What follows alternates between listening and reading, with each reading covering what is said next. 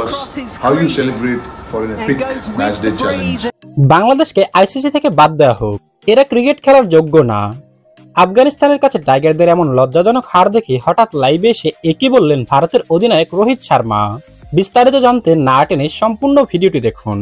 দর্শক, এদিন টসে হেরে তাসকিন রিশাদদের নিয়মিত বোলিংয়ে অল্পতেই থেমে গিয়েছিল আফগানিস্তানের পুঁজি। শুরুটা ভালো করলেও রিশাদের ঘূর্ণি এবং তাসকিন মুস্তাফিজের দুর্দান্ত বোলিংয়ে নির্ধারিত ওভারে 5 উইকেট হারিয়ে 115 রান করে আফগানিস্তান দল।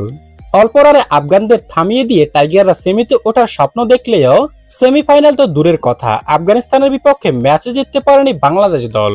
এদিন একমাত্র লিটন দাস ছাড়া বলার মতো আর কেউই রান করতে পারেনি। ফলে এক ওভার হাতে রেখে সবকয়টি উইকেট হারিয়ে আফগানিস্তানের কাছে হেরে যায় টাইগাররা।